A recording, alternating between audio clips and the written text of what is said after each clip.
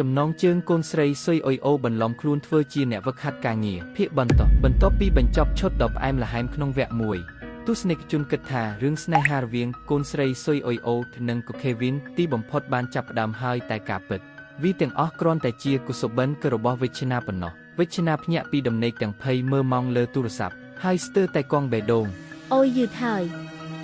នាងប្រញាប់ប្រញ័ររៀបចំខ្លួនក្នុងបន្ទប់ជួលតូចចង្អៀតមួយមុនរត់ចេញទៅធ្វើការពេលទៅដល់អហ្វៃសជីវិតជាអ្នកវឹកហាត់ការងារដ៏ឈឺក្បាលក៏ចាប់ផ្ដើមដូចធម្មតា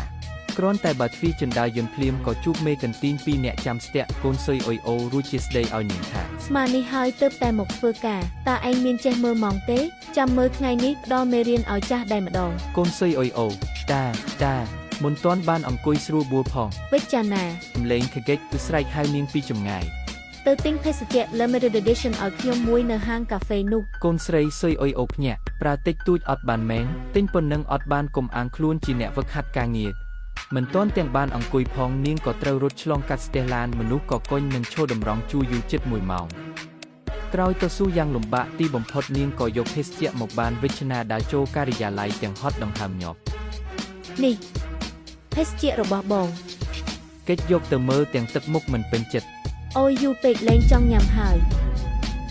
កូនស្រីស៊ុយអ៊ុយអូបុកទ្រូងស្ទើរតែសន្លប់តែមិនទាន់ចប់លើកនេះជាមុនីម្ដងប្រើកូនស្រីស៊ុយអ៊ុយអូដូចកញ្ចេះដែលថ្លៃនាងដាក់ឯកសារក្រាស់មួយលើតូហើយប្រើវិជ្ជាយ៉ាងគំរោះគំរើយទៅរក report ចាស់មួយនៅឃ្លាំង storage ខាងក្រោយឲ្យខ្ញុំក៏ឥឡូវហ្នឹងចង់បានឥឡូវចង់មានបញ្ហាមែនកូនស្រីស៊ុយអ៊ុយអូបានត្រឹមស្ងៀមហើយដើរទៅឃ្លាំងដាក់អីវ៉ាន់តែម្នាក់ឯងឃ្លាំងងឹតស្ងាត់និងពោពេញដោយធូលីភ្លើងចាស់ភ្លឹបភ្លែតធ្វើឲ្យកន្លែងនោះមើលទៅគួរឲ្យខ្លាចកូនស្រីស៊ុយអ៊ុយអូដើររកឯកសារយឺតរវាងក្នុងគុំនៅឯកសារនិងអីវ៉ាន់ធំស្រាប់តែក្រើបនាងឈប់សំឡេងអ្វីមួយលើពីខាងក្រោយបេះដូងនាងចាប់ផ្ដើមលោតញាប់ក្រើបគម្រោងសិក្ខា AO Mobile 5G តម្លៃ$2ទទួលបានទិន្នន័យ 30GB 100នាទីនិង100សារក្នុងប្រព័ន្ធសុពលភាពត្រឹម2ថ្ងៃគ្រាន់បែរមុខភ្លាមស្រាប់តែលោតមុខបរោះសង្ហាប្រហាបេះដូងនារីនៅការិយាល័យគឺលោកប្រធានខេវិន